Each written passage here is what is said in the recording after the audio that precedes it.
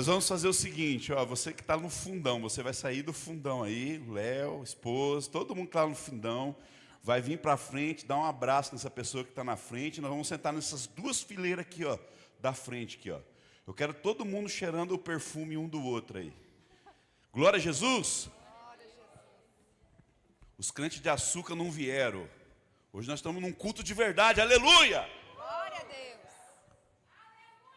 Você deu um abraço em alguém? Eu não vi ninguém abraçando aí. Vai lá, Carlinhos, dá um abraço no negão lá, ó. Dá um abraço aí, isso. Beleza. Como é que está o som aí na frente, gente? Tá bom? Aqui o meu está um pouquinho alto, mas eu gosto assim, hein? Obrigado, gente. A graça e a paz, pessoal. Tá todo mundo bem? Eu falei para Adriel assim, falei, ó Adriel, eu acho que até nós, se nós não tivesse compromisso, né? Talvez a gente ia querer ficar na casa de Deus, em casa também, assistir alguma coisinha, ficar com a família. É por isso que o ministério é tão importante na nossa vida, queridos. Quantos ministros de louvor que estavam aqui em cima, talvez ia querer ficar em casa? É ou não é? E se o pastor não tivesse que pregar, será que ele não ia querer ficar em casa? O pessoal da mídia. Não é verdade? Então por isso que o ministério é tão precioso para nós, porque ele de fato ele nos dá uma carga de honra, né? De poder servir ao Senhor, de poder estar aqui. Isso é maravilhoso, isso é muito bom.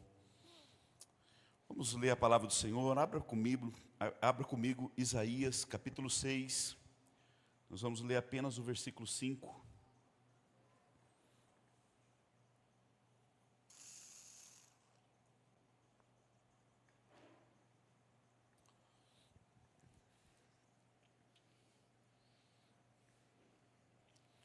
Glória a Jesus. Tem um aleluia aí?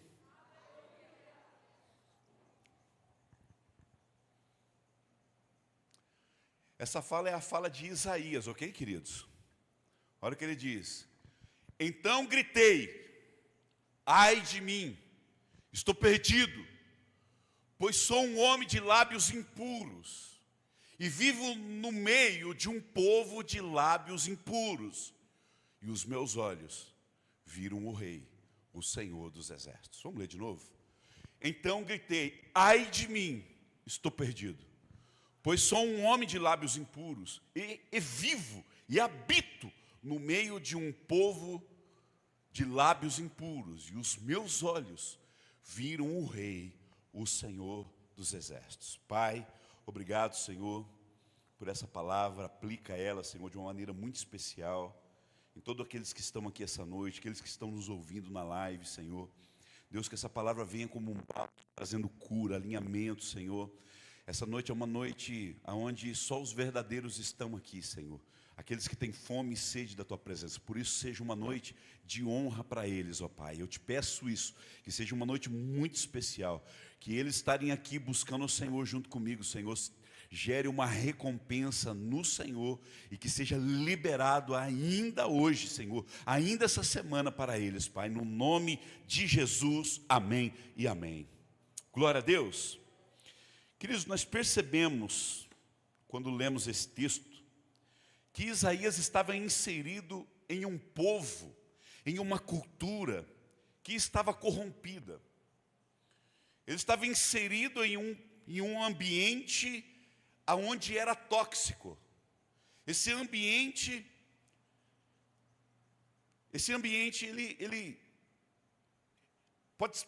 a gente pode considerar uma geração assim. Hoje, conversando com um amigo meu de São Paulo, ele falou assim, pastor, eu não aguento mais, eu estou saturado, porque eu não posso ter nada, porque as pessoas me roubam.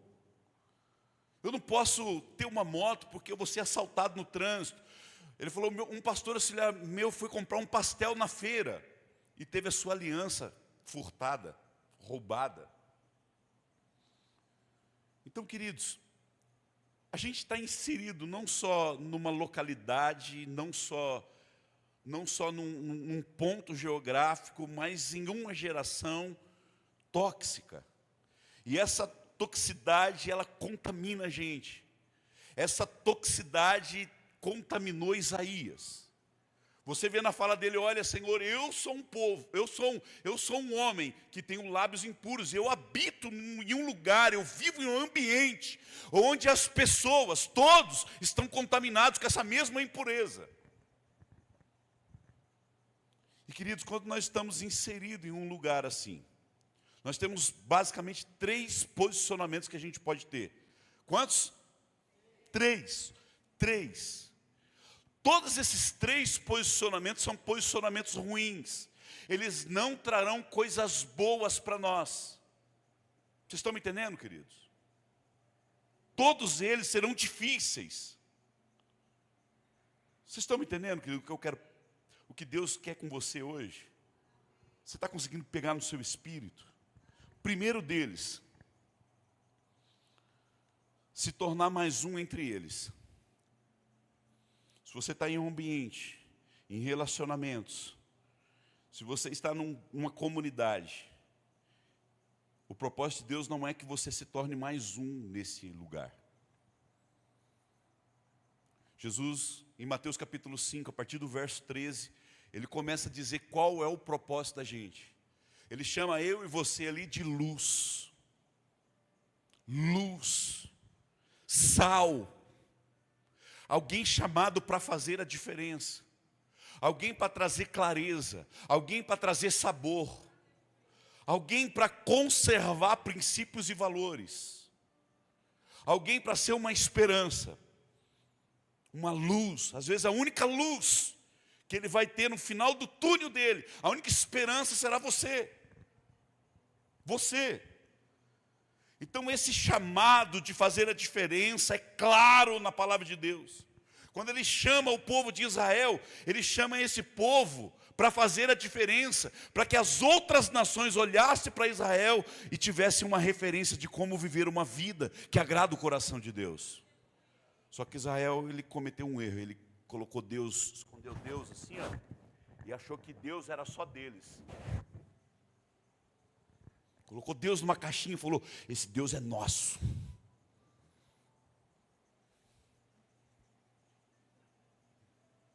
Eu sou barrigudinho, mas não precisa nem tanto, né?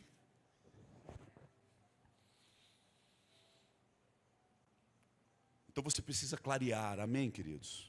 Você precisa ser um sal que dá sede nas pessoas de buscar Deus. Glória a Jesus. Você precisa ser aquele sal que vai conservar os valores. Porque o sal serve para isso, para conservação. Você precisa ser essa pessoa. E Deus tem esse propósito com você e comigo. Amém, queridos?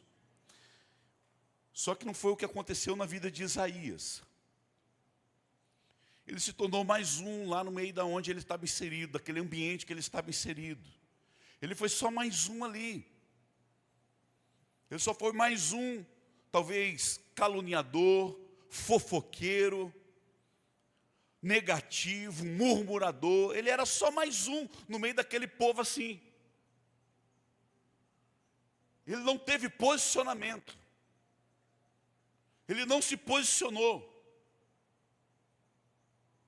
E aí essa falta de posicionamento mudou até a sua forma de falar. A gente percebe isso, olha. Usar o comando falar conteúdo da tela. Ihu! A gente percebe isso na fala dele, olha, eu sou um homem de lábios impuros. Mas sabe o que é legal de Isaías? Que ele realmente reconhece isso. Ele reconhece que ele era essa pessoa. Ele não colocou a culpa no povo, ele não colocou a culpa nos sacerdotes, ele não colocou a culpa no rei que governava a sua época, ele não fez isso, ele falou, eu sou esse homem, eu habito nesse lugar, eu me tornei mais um nesse lugar, eu sou só mais um no meio, um boi no meio do gado, eu sou esse cara. E aí precisou vir um anjo e tocar a boca dele. Deus só vai tocar quando a gente reconhecer. Enquanto a gente estiver falando assim, apontando para um, para outro, com essa síndrome de Adão, apontando, colocando a culpa em todo mundo, e não assumindo o seu erro, a sua condição, Deus não tem como te tocar. Deus não tem como te tocar. Uma vez uma irmã, isso deve ter alguns 5, 6 anos atrás, chegou em mim e falou assim: pastor, a igreja está tão fria. Eu falei: ó, se a igreja está fria, eu sei que eu não estou. Eu estou queimando. Sabe que eu preciso sentir alguma coisa para mim achar que o culto está avivado, que ele está, ou se ele está frio ou quente ou está morno? Não, eu não. O Senhor falou assim, olha o que o Senhor falou, olha o que Ele profetizou. No final dos tempos, o amor de muitos esfriariam. O amor de muitos, mas não de todos. O meu não, eu não vou deixar. Eu não vou deixar. Eu não faço parte dessa palavra profética do meu rei. Não vou deixar. Eu não vou ser essa pessoa. Glória a Jesus. Você tem que posicionar, aleluia, queridos. Então não seja mais um no meio da multidão. Não seja mais um. Só mais um número. Só mais um que ocupa uma cadeira na igreja. Só mais um que ocupa um lugar em uma comunidade. Não faça isso, não faça isso. O segundo posicionamento, tão terrível como esse primeiro, é o isolamento. Tem algumas pessoas que elas têm facilidade em identificar a toxicidade do ambiente, do local, dos relacionamentos, da geração, da cultura tóxica. Ele tem esse discernimento. E a maioria das pessoas, sabe o que elas fazem? Elas buscam um isolamento. Elas se isolam. Elas criam uma redoma de vidro em redor de si, da sua casa. Criam uma redoma ao ponto de não ter contato relacional com ninguém. E isso é terrível. Isso não é bom. Cria o seu mundinho e começa a viver dentro desse mundinho, isolado, não deixa ninguém entrar e não sai de lá. Não sai de lá de jeito nenhum. Conhece pessoas assim? Esse posicionamento aqui é um posicionamento muito covarde. Talvez o mais covarde que a gente pode ter diante de uma cultura assim. Se isolar. E Deus não se agrada disso. Abre sua Bíblia comigo em Provérbios 18:1. Eu quero ler em 2 versões, porque eu gostei demais dessas versões. A primeira, se eu não me engano, é revista e atualizada. A segunda é nova tradução da linguagem de hoje. Mas olha o que diz nessa versão, eu acho que não é a revista e atualizada, eu acho que é a revista e corrigida. Olha o que diz. O que se isola busca o seu próprio interesse e rebela-se contra a verdadeira sabedoria. Eu vou ler de novo. O que se isola busca o seu próprio interesse e se rebela. Ou seja, quem se isola é rebelde. Não é eu que estou falando, é o texto que está falando. Rebela-se contra a verdadeira sabedoria. Agora olha que louco isso aqui. Você consegue mudar aí para NTLH? A nova tradução da linguagem de hoje? Acho que já está nela, né? Obrigado. Olha o que diz essa versão aqui, ó. Quem não gosta de estar na companhia dos outros, só está interessado em si mesmo e rejeita todos os bons conselhos. Isso é muito perigoso, querido. Primeiro que Deus não quer isso de nós, que a gente se isolamos. Deus jamais vai querer isso de nós. Qual que é a principal base do cristianismo? É Deus saindo da sua glória, descendo, se fazendo como nós, para se relacionar com nós novamente, porque isso havia sido perdido. Então a base do cristianismo é o relacionamento. Por isso que ser religioso não encaixa com Jesus. Porque não é praticar atos religiosos, regras, leis, que vai nos tornar próximo de Deus e que vai nos oferecer uma salvação que nós nem mesmo merecemos. Mas é um relacionamento. Cristianismo é relacionamento. Relacionamento com Deus e relacionamento com as pessoas. Olha para a cruz, é justamente isso. A haste principal significa isso, o relacionamento com Deus restaurado novamente. E o braço horizontal é justamente isso que Deus deseja de nós, o relacionamento um com o outro. Porque quem se isola busca o seu próprio interesse e se rebela. Tem uma tradução que fala assim, ó, se insurge, luta contra a verdadeira sabedoria. Então você precisa aprender a se relacionar. Sabe, querido, é porque às vezes a gente se relaciona com alguém tóxico e a gente se machuca, porque o que é algo tóxico? É algo venenoso, algo que corrompe, algo que corrói. O que é algo tóxico para nós? É aquilo que nos rouba o nosso propósito, aquilo que rouba a nossa paz, aquilo que rouba a nossa alegria. E quantas pessoas, queridos, estão vivendo em ambientes tóxicos e em relacionamentos tóxicos e têm abandonado o Senhor? Olha só o que aconteceu aqui, ó. Juízes 18:7. Existia uma cidade chamada Laís. A tribo de Dan, os danitas, resolve buscar uma cidade para eles, um lugar para eles tomar e ter como referência para a tribo deles. Olha só o que acontece, Juízes 18:7.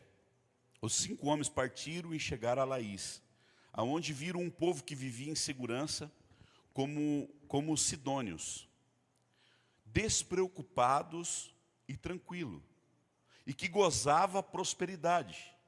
Estava, ó, o povo de Laís, ó, estava, ó. É ou não é? Não é o sonho da nossa vida isso aqui, querido?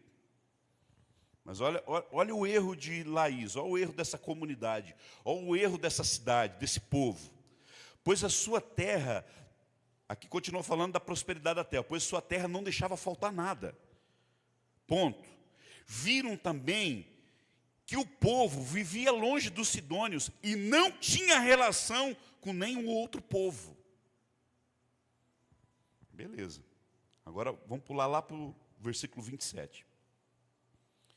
Os espias foram lá, observaram tudo isso, voltaram. Aí 600 homens, 600 valentes de Dan foram lá. Aí olha o que aconteceu. Levaram eles o que Mica havia feito, o sacerdote que tivera, e chegaram a Laís, a um povo em paz e confiado. E feriram a fio de espada e queimaram a cidade. Ninguém houve quem a livrasse, portanto estava longe de Sidom e não tinha trato com ninguém. A cidade estava no vale, junto a Bet-Reobe, e reedificaram a cidade e habitaram nela. Essa cidade não tinha relacionamento com ninguém. Ela não tinha relacionamento nem com sua própria capital do estado, vamos dizer assim. Ela estava ali, prosperando, estava todo mundo bem, todo mundo legal, mas não tinha relacionamento com ninguém. Não tinha ninguém para que ela pudesse ser abençoada, para que ela pudesse abençoar, para que ela pudesse honrar. Não tinha ninguém, não tinha relacionamento. Estavam bem. Quantas pessoas, querido, gostariam de viver isso que Laís estava vivendo? Quantas? Não precisar de ninguém, ser independente, mas isso não é propósito de Deus. Isso não é vontade do nosso Deus, amém, querido? Você está entendendo? Então, por favor, não isole. Uma coisa que você precisa entender, aquele que se isola, se surge contra Deus, é um rebelde. Está buscando só o seu próprio interesse, está olhando só para o seu próprio umbigo. Eu vou falar para você qual os seus 2 grandes propósitos da sua vida. Se você entender isso, você vai viver bem. Primeiro deles é glorificar a Deus, servir a Deus, adorar a Deus, dar glória a Ele. E segundo, amar e servir pessoas. Se você entender isso, você vai viver feliz. Glória a Jesus. E por último, você foi chamado para fazer a diferença. Essa atitude, ela vai trazer muitas consequências ruins para você também. Assim como a primeira se tornar só mais um no meio do povo, só mais um número no meio do povo, assim como se isolar, a terceira também não vai ser fácil para você. Porque quem se posiciona em fazer a diferença, em ser luz, em ser o sal, ele também vai ser perseguido, ele também vai ser incompreendido. Ele também vai ser caluniado.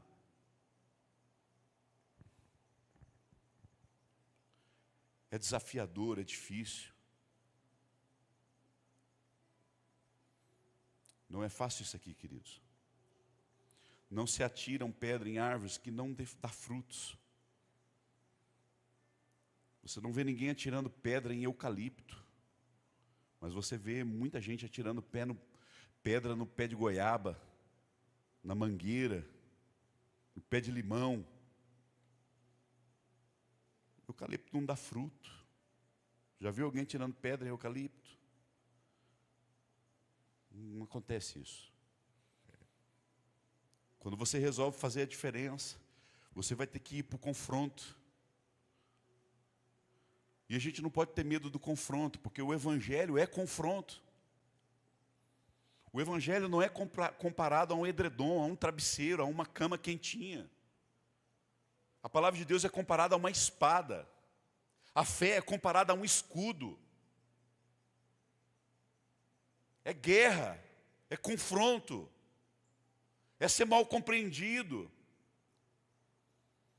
é ser caluniado mesmo, ser perseguido. Mas o que Jesus fala para esse tipo de homens e mulheres? Bem-aventurados, felizes são esses. Então não tenha medo. Porque quando você é pela causa, o Senhor está com você. O Senhor é contigo. Mas seja luz, seja sal. Seja aquele que vai fazer a diferença nesse lugar. Glória a Jesus, vamos colocar de pé?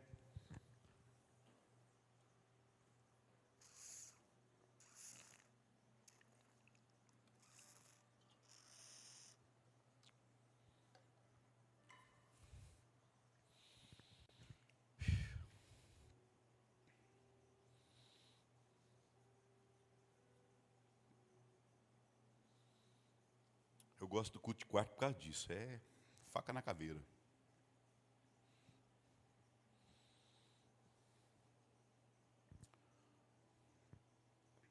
Não é verdade, gente? É faca na caveira. Vamos para cima.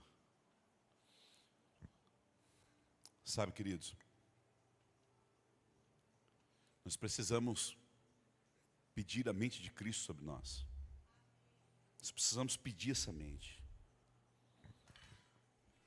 Colocar a mão na cabeça, profetizar, eu tenho a mente de Cristo, como Paulo fazia.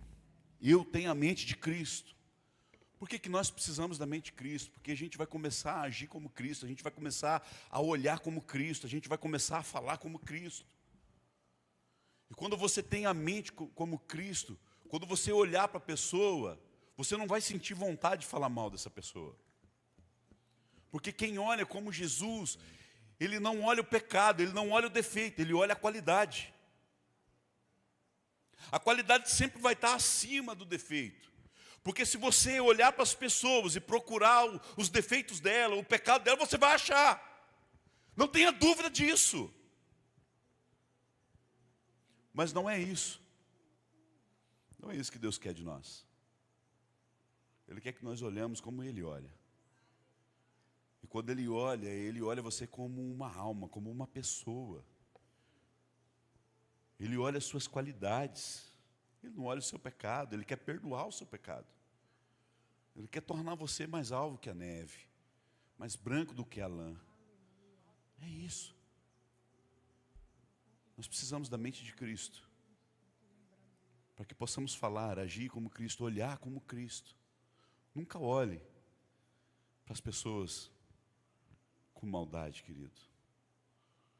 Nunca procure as pessoas para falar mal das pessoas, sabe? Nunca procure. Se você quiser, você pode falar bem até do diabo. O diabo é persistente, ele é trabalhador, ele não desiste, sempre focado na missão dele, de acabar com sua família, acabar com você, te tirar da presença de Deus. Ele é sempre focado, é um cara focado. Você pode falar bem até do diabo se você quiser, meu irmão. Por que fica falando mal dos outros?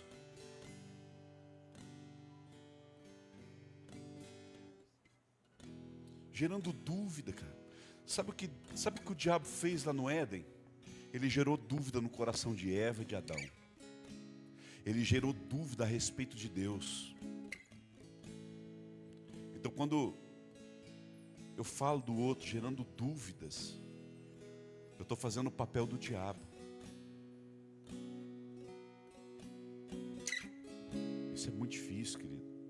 Eu tenho sofrido muito esses últimos dias sobre isso, sabe? As pessoas colocando dúvida no coração de outros a respeito de mim. Sabe o que é legal? É que tem gente que me conhece intimamente. Ele sabe que não é isso. Por isso, procure conhecer. Procure conhecer as pessoas. Sente com as pessoas, se relacione. Às vezes a gente não vai estar legal, querido. A gente vai estar agressivo. Mas por quê? Por que essa pessoa está assim? Por que ela está dessa forma? Ela nunca foi assim. Por que ela está assim? O que aconteceu? Porque a gente já gosta de chegar já metendo pau, já julgando a pessoa. Senta com as pessoas, chama para a mesa, senta na mesa, relacione-se. Quando uma pessoa te trata mal, pergunta: o que está acontecendo? Por que você está assim?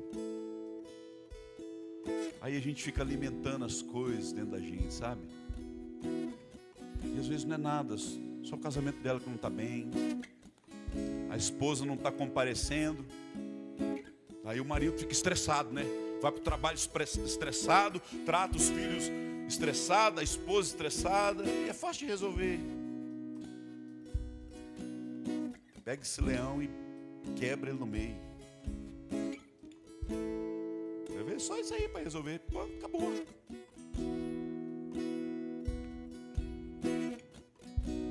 Às vezes o cara perdeu o emprego, o filho está doente, aconteceu alguma coisa, uma emergência, não tem um orçamento suficiente para pagar suas contas, está desesperado, não sabe o que fazer. Mas não, a gente gosta de olhar com o olhar humano mesmo, olhar maldoso, egoísta, e já julgar, já sair falando mal. Queridos, não podemos ser mais assim, não podemos, não cabe mais nesse lugar, não cabe mais na nossa igreja, não cabe mais na nossa família ser assim, amém, queridos? Glória a Jesus. Eu quero que enquanto esse louvor for ministrado, eu quero que você ore a Deus, eu quero que você peça a mente de Cristo.